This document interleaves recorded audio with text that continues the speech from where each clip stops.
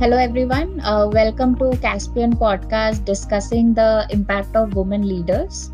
Caspian Debt provides customized collateral free debt to professionally managed MSMEs and startups.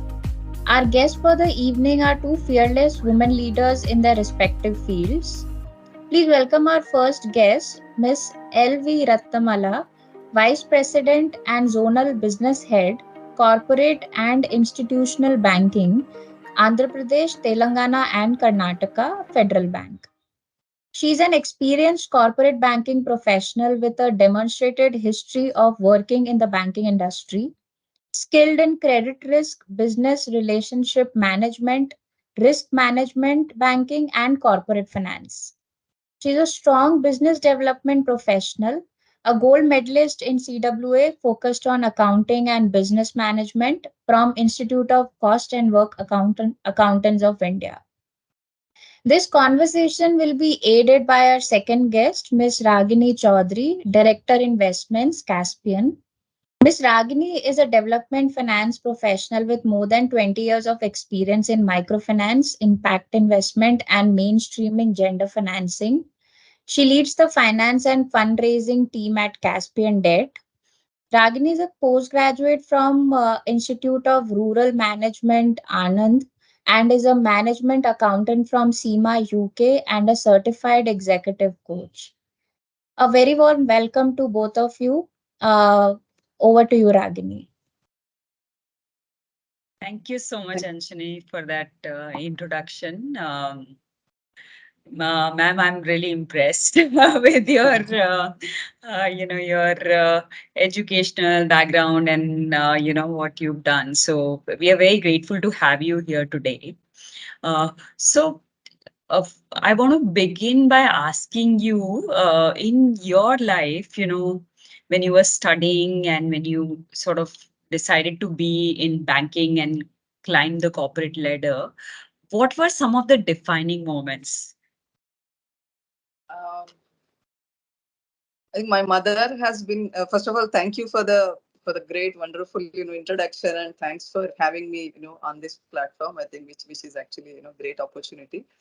Just answering your question, I think while my dad was also a banker, and we have in fact they had that rural postings in those days they had that today also if you see many PSU banks they have that mandatory rural posting. So my initial years, I think up to my fifth standard, I was always in small villages. uh, uh, but so that I think I was blessed to have that exposure. One thing, my I think my mother, of course, has been a biggest motivating factor for me. I mean, while she always wanted to get into a work, and but those days, as the environment was not very conducive, so she could not get into work. But she always had the desire to actually do something in life, and she in fact wanted to do MSc chemistry and then become go into that path. But of course, whatever reason, she had to take a back seat. So maybe she felt that many maybe people, women like her, are not using the potential up to the mark. So she always encouraged me and my younger sister, to give our best, to have some goals in our life, to do, to have our own independent life, for ourselves. While all, I mean, definitely, I think she's the most liked, member in the family. I mean, by all the genders. So that way, she has, I think, that very adaptive and accommodative approach. But having said that, she always believed in, one should have, irrespective of the gender, one should have a mind of their own, and one should have an independent personality of their own. And she always demonstrated in her actions, and she also encouraged us to do that. So we were kind of brought up like a fearless, girls. Like we were allowed to even travel in the midnight also without any escort and without any mobile phone those days. So somehow fear is something they never, in fact, I think, allowed us to even think about. Maybe, they thought maybe we learn lessons on the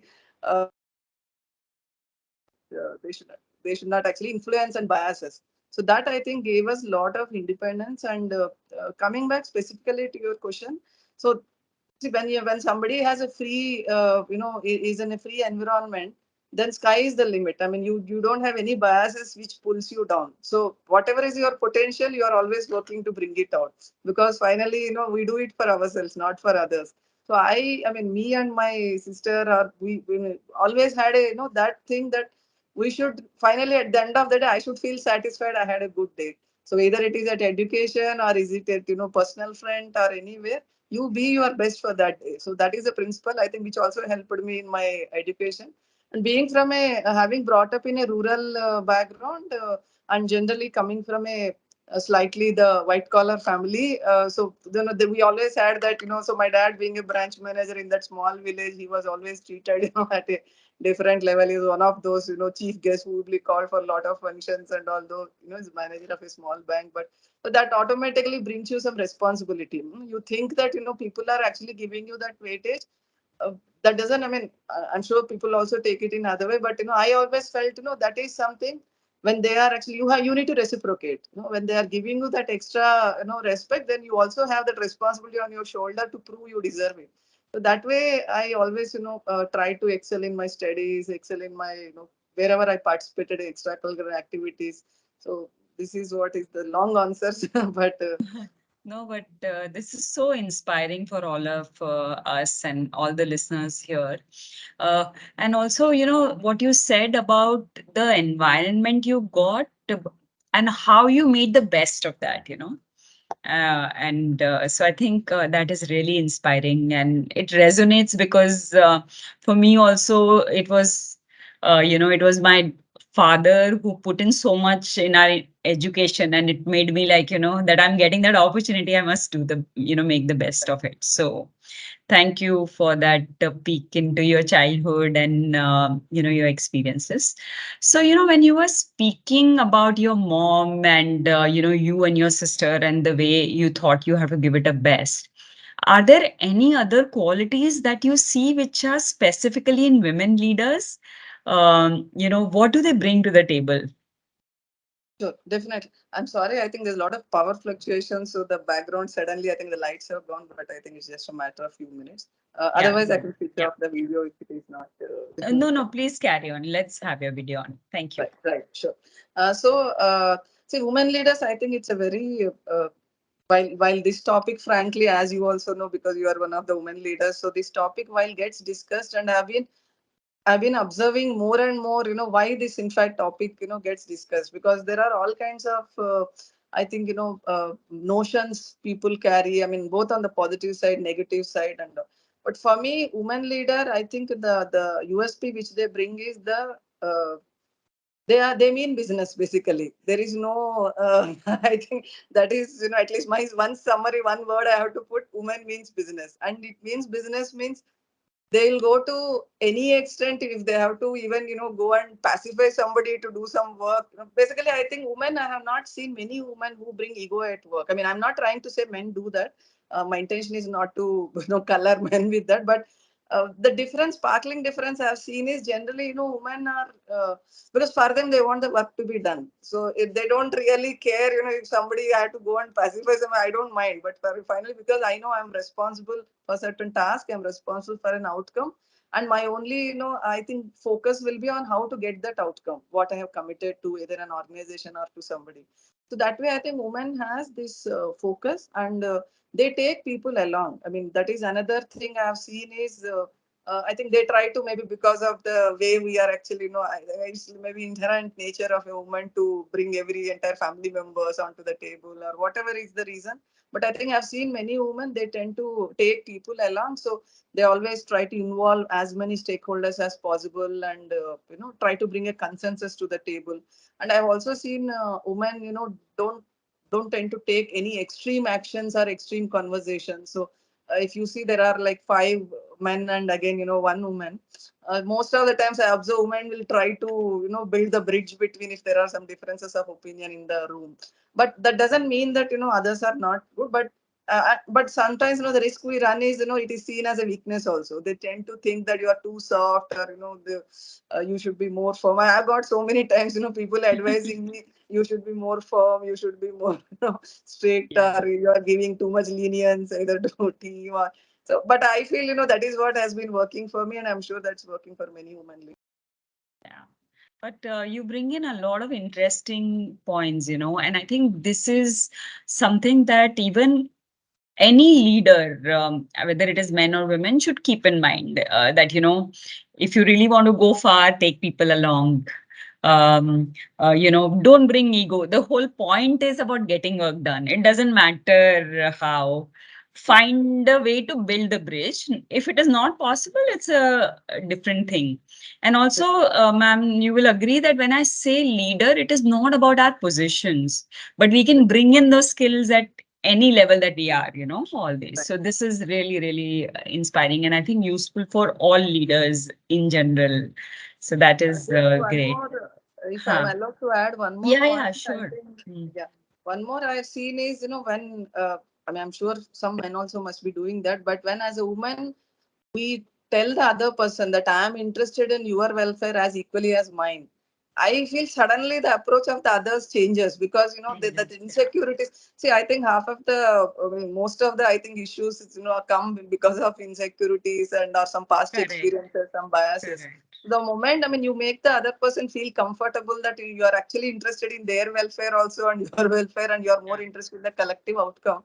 I've seen that brings, suddenly, good amount of cooperation from the other side.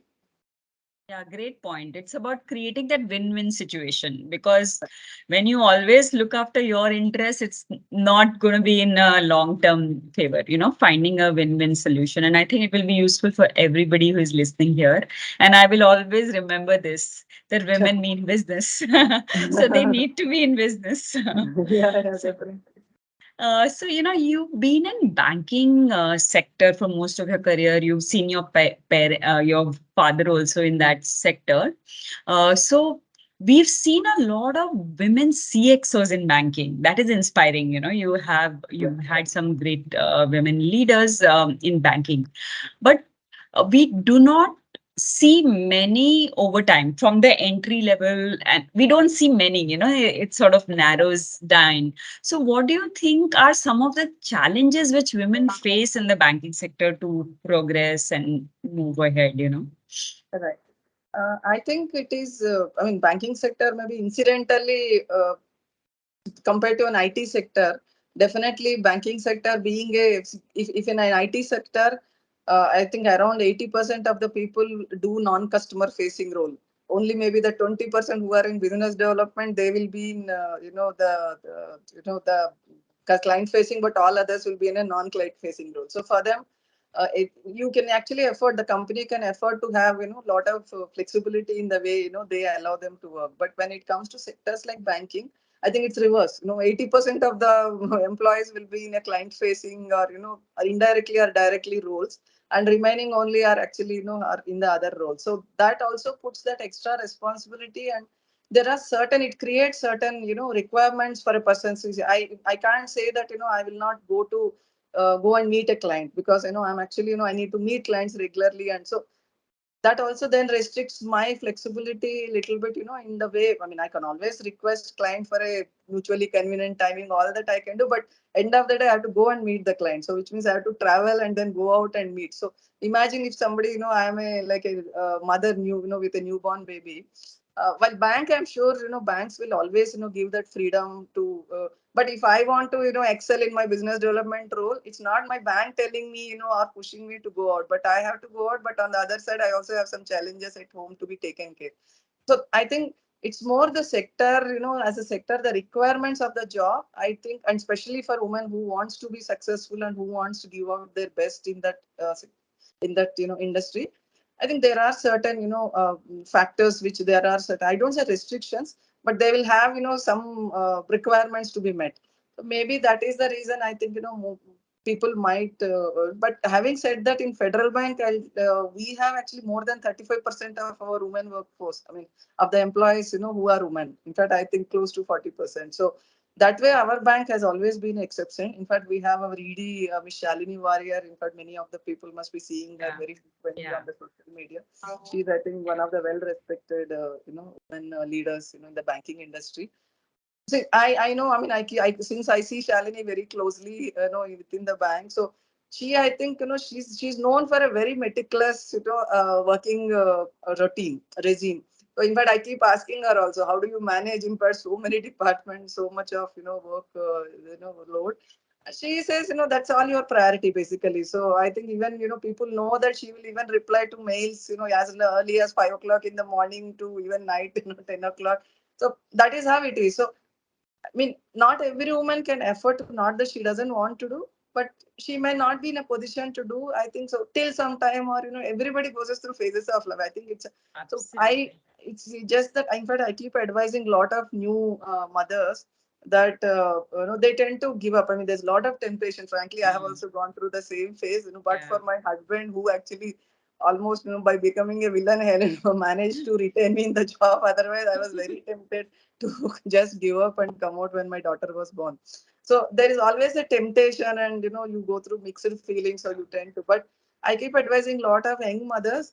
You don't need to aspire, to achieve your peak of career during that time. Just take it little slow. Just hang on. I mean, don't give up. So there is always a difference between 0 and 1, right? So Right. everything need not be either a 0 or 1. There can be somewhere in between also, point 5, point 2. Correct. So I keep advising a lot of women. I think you just have to slightly, tune your aspirations. That doesn't mean that you compromise, but it's your call. If you, but it's Yeah. still better than giving up the career, or completely taking a break and not able to, or not coming back at all. Taking a break is also fine, but many Yeah. women hesitate to come back to careers. So you have to have a long term, I think, life in your Yeah. mind. Absolutely. No, what you say is very right, that your career is like a marathon, not like a 100-meter sprint. So you can always catch up and, not let this life events get in the way. But like you say, the family support makes a huge difference at that time. Similarly, like Federal Bank and you yourself said that around 35 to 40% of your workforce are women.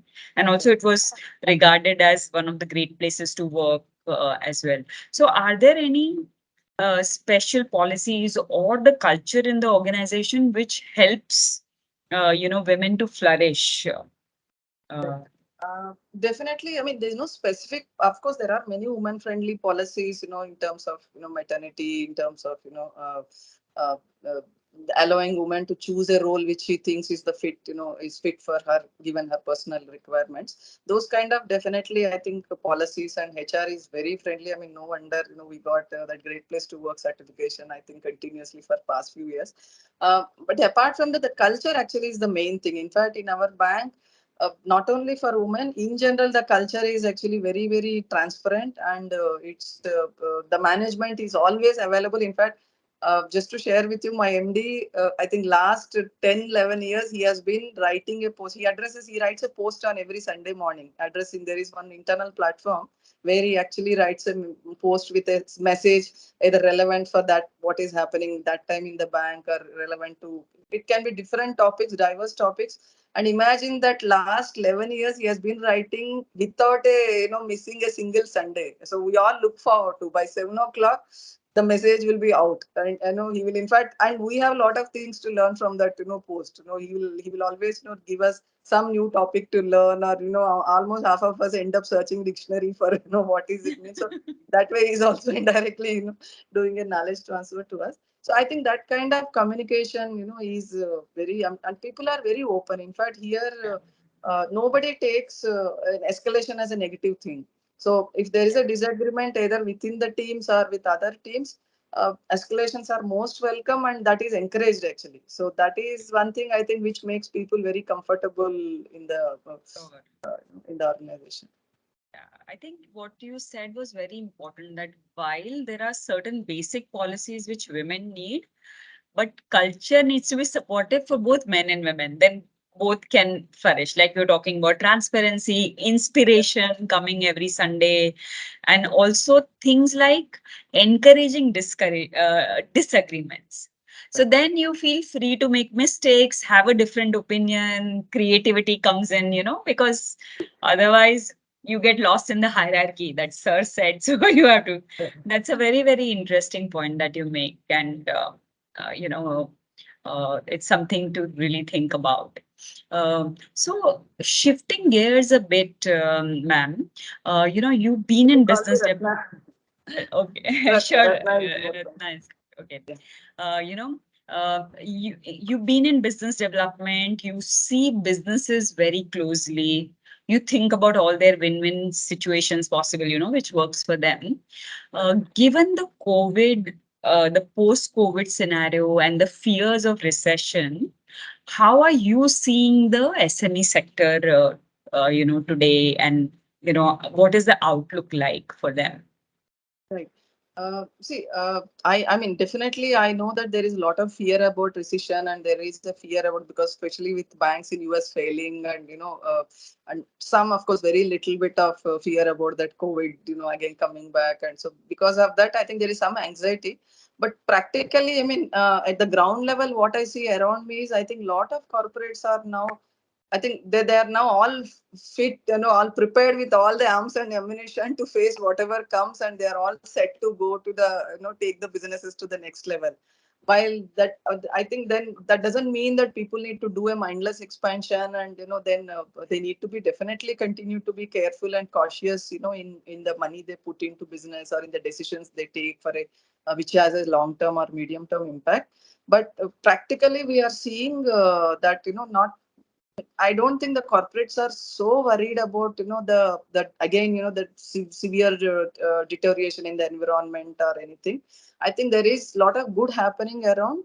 But one thing we have seen is now, I mean, since they have seen that COVID phase, and so maybe few corporates who thought that they are completely recession proof, or they are trouble proof, rather actually the trouble proof. Now they realize that nobody is trouble proof in the world, and so you have to be prepared in case the trouble comes in future.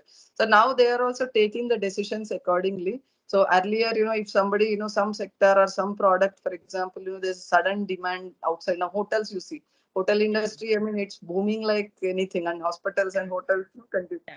But that doesn't mean that people, maybe if this kind of boom happened 10 years back or 5 years back, they would have just gone and acquired, or they would have set up new capacities within no time. But now people are actually not doing that this time. So the same thing, I think SME sector also, they are being very calculative. I think they are trying to uh, take whatever, they're not trying to actually bite more than what they can chew, and they are also trying to have enough, I think credit enhancements in place, or credit lines in place. So they're also now more closely. I can see that the discussions with our bankers are also getting into more deeper and deeper about how to foolproof tomorrow in case some trouble happens. So for example, instead of maybe somebody taking just a plain overdraft, today banks are also similarly, even banks are also suggesting them, maybe part of your facility, why don't you structure as a sales invoice discounting, which is a self-liquidating structure. So tomorrow, leave alone bank, I am anyway protected, but even the company is protected because they are only taking the facility when there is a supply. So tomorrow something suddenly happens, and otherwise what happens is, if they were earlier, sorry, I'm getting into details, but I thought this example will help somebody to Yeah, understand. So please. earlier, they used to just take an overdraft and then draw, and there is always a temptation, right? When you see money in front of you, there's always a temptation to go and put that money into into something which may not be rational decision at a future date. So that way, I think today both banks are also in fact playing more and more an advisor role to the corporates, and corporates even in SMEs, they are more open to listen, having seen the phase. So they are trying to work out a mutually lesser risky structures compared to earlier. So in a way, it's sort of a reality check. And I think you said something very interesting, that no business is recession proof, or the Trouble. external environment can affect any of your best laid programs. And so I think people are getting more conscious and also humble that things could change Correct. anytime. So that's very interesting perspective. Uh, Other thing that we see is, there's this huge climate crisis. We see that every day, the temperature's changing. Then RBI also recently came up with a whole report on, they talked about currency management, but the whole point is about the climate change and how do you deal with it, and what. And also we see a lot of governance lapses in NBFC sector and also in banking and others. So, given your competing priorities, how does ESG sort of fit into what the bank does and your role as well? Right. No, you made a very right statement, compelling priorities, which is especially me coming from a business development background. I can, that statement is very important, relevant to us. No, I think the bank, as you would have seen in the, that bank IFC has invested 5% stake in our bank. In fact, we were the first bank in India, where IFC has invested towards green equity. Basically, the investment was made towards green equity, and so we have made commitments to IFC and to the world that we will be ESG compliant, and it's not only restricting the portion what they invested, but as a bank we have to follow, we have to, for the entire bank we have to follow that ESG norms. So it was challenging because earlier no ESG, while it was always analyzed to some extent, but it did not play a very important role, and that was not the key deciding factor for us to decide whether we should. So commercials, risk, credit, all those factors. But now ESG has become almost a non-negotiable, factor for us to decide on whether to deal with a company or not. So what we have done, we have categorized the sectors, into three categories. So we have one high risk category, we have medium risk category, and we have low risk category. So the certain sectors which are high risk category, like alcohol, then the thermal production and coal, basically mining. So these are all comes into high risk categories.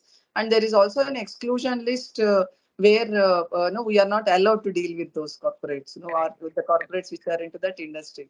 So we had multiple rounds of brainstorming internally, and then we have come to, because finally business and the risk and everybody has to be in consensus. Otherwise, it results in lot of frictions and frustration. So we had actually I think multiple rounds of the discussions. Then we have identified and come to a consensus what is actually the best decision in the best interest of the, what is the right decision in the best interest of the bank in the medium term.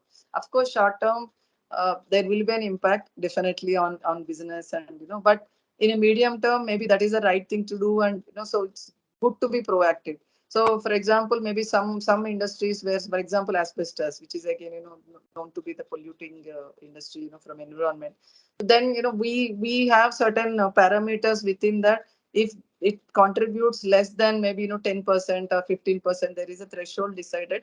And as long as overall the business actually is actually not dependent on that product, and rather 85% or 90% revenue is coming from non-asbestos products, then we said okay, we can go and take an exposure at least up to certain amount. So we have defined a matrix. So there are certain sectors, industries in exclusion list which are a strict no, but all others, high risk, medium risk, I think we have different parameters based on which we take the lending decisions. In fact, we had to end the relationship with very few select corporates, though, which were otherwise making a very high commercial sense. So that was a very tough call, as a bank, to for us to take, but we have taken that call. And do you see sort of some kind of an incentive or a reward system emerging where companies who are really making an effort in improving their ESG, or let's say reducing dependence on asbestos, or as an example, do you see that coming, or even penalizing with a higher interest if somebody is more polluting, or do you see that happening?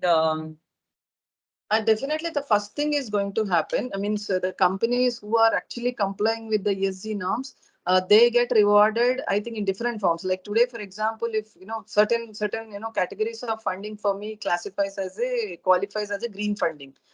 So these renewable energy, no, and so these green funding and some buildings which meet that highest standards of the environment friendly norms. So these are all funding comes under green funding. So actually in green funding, wherever it calls a green funding, I'm passing on some portion of the incentive to the company also, because see, for me, when I'm actually, my lending book is meeting that criteria, I can tomorrow get more investors who are interested in actually investing in those banks which follow this green funding norm, ESG norms. So it's an indirect, I mean, I can't link rupee to rupee, but definitely the bank will have a benefit in terms of attracting some good quality investors who are more interested in this greater good of environment and all. So that way I'm able to pass on. So in fact, we are doing that already to our borrowers. Wherever the lending qualifies as green funding, we are actually passing on some incentive to the borrowers. On the other side, and also in terms of quantum, my appetite is much larger where a borrower meets the ESG norms. So the borrower is that way benefiting actually, by being able to raise funding. What on the other side, penalizing somebody just because not following ESG norms. I mean, I don't think that is any organization is doing that, or any organization that, because it is not something, you can say, okay, you do wrong but you pay me additional interest. I think that is, as a principle, it is not a Uh, right thing to do. I'm sure any organization which, which actually operates on some good principle, they don't do it. So either you deal with them, or you or don't you deal. do. Yeah, that's a good point you make. But what you're saying is that slowly business case for implementing ESG norms is improving. Like, it's not like good to just good to have, but it could be something that can lead to more quantum of funding Funding. and lower interest rate as well. So Right. it's sort of yeah.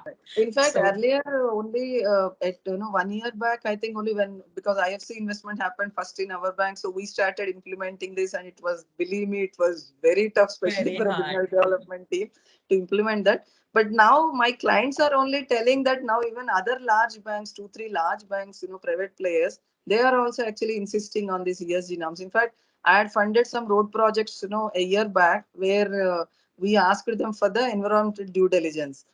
So there is a large sector, private sector bank also has funded a larger amount, and we have funded, some portion of it. So the client was absolutely, taken back, and he was resisting that, the other bank is not asking, why are you asking? So we had a very tough time. Finally, we convinced the client by explaining, all the merits of it, but it was very tough. But today, when I do similar proposal, I see that actually other banks are also asking for Others. the same. So that way, I think it's going It's to be the norm. It will. You started it, but now many other banks are also following, which is a good thing for overall this. So great. This has been so insightful. One of the last things I want to ask you is that what would be your advice to young leaders of tomorrow? We have some of them in the audience, and some of them will hear this chat later. Sure. My advice to young leaders, I think, be genuine, uh, be focused, and communication, I believe, is the key. In fact, if some three factors which anybody need to have to become a good leader, three factors are, I say, communication, communication, communication, nothing else. I mean, I one thing I can proudly tell, I have solved so many, the complex and very critical and deadlock kind of situations just by picking up the phone and talking to the other person, and it just melts away, that deadlock melts away, so I feel, I think the communication and clarity of thought, and your transparency, I mean, as long as you're doing the right thing. See, many times Correct. people come and ask me, what should I do, whether I should do this or I should do that. I ask them, what is the right thing to do? Then they Ah, themselves come up and say, no, this is the right thing. I say, just do that. What are you thinking now? I mean, so correct. as long as you do the right thing, while you might have short term hiccups, but I mean, that will take you a long way. And communicate, I mean, have a transparent communication. Absolutely. I think we cannot underestimate the power of communication. In spite of all the chat GPTs in the world and all this, I Right. think just that person to person communication, both internally, externally, in any situation, I Right. think And is empathy also, I feel that, empathy empathy. plays a very, big role in, I think, you able to work together with others. Yeah. And that's exactly what you said about women leaders that you've seen is also that win-win situation is about empathy, Right. trying to understand what they will need. So is there any particular book you like or are you inspired by? Yeah, my all-time favorite is Stephen Covey, The Seven Habits of Highly Effective People.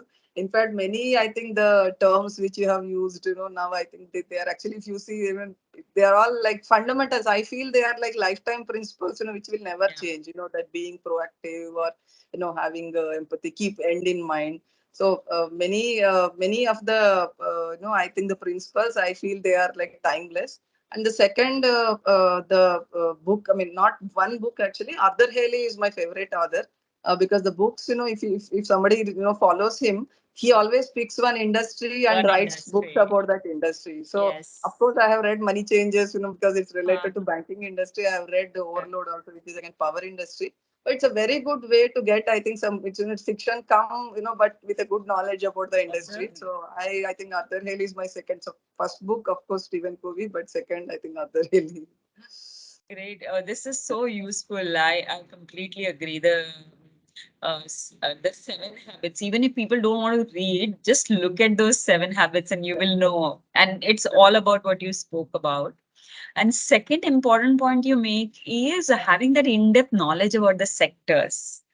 Whether you do it through fiction or through knowing, I think Right. they hold you in good stead.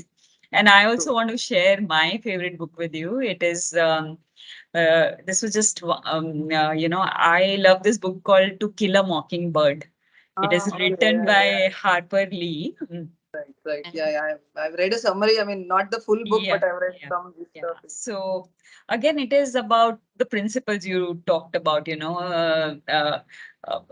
fairness, about doing the right thing, even if it Right. is difficult and all that. So it resonated. What you said really resonated a lot. Uh, with this. Anything else you want to add? In our discussion, something you thought about adding later or anything? Um, Nothing specific, but I see a lot of people. I mean, because of the social media, I see a lot of people actually, not really spending much time in upskilling themselves. So I would really encourage, I would encourage definitely. I think, especially Correct. the youngsters, I think to Yeah. keep gaining. See, nothing Yeah. can beat knowledge. So I mean, at the respect you get, and the your success or the ability to bring an outcome is Yeah. actually based on the knowledge. So I think so true. So it's, I think, based on the knowledge you Absolutely. have in your work or in the subject, or it just enlightens, broadens your Yeah. thinking. So I Absolutely. think I would definitely advise and encourage everybody to spend some time on gaining the knowledge. It can be through books, or it can be through channels, or it can be through any forum. But amazing. I think this is such a great input.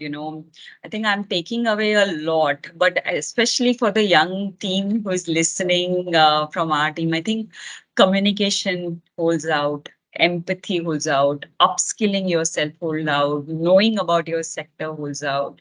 And of course, these 7 habits people should have a look quickly, even if not the book, just It go is a back and have a summary. look. At least a Definitely. summary. I think that would be good. I So we think are, Caspian also, I think, has a very, I mean, at least based on my experience of dealing or interacting with your team, and even other management members. I think the Caspian also, I understand, has a very, very good, the free culture where, the people actually are encouraged to bring out their best. we try. Right. We really, yeah. But thank you so much, ma'am. It was such a, it was great opportunity to listen to your journey, your views, especially on leadership, the sector, and life in general. So we are going back enriched. And Thank you. thank you Thank you so so much. much. Thanks Thank for you. giving this Thank you. opportunity. Bye.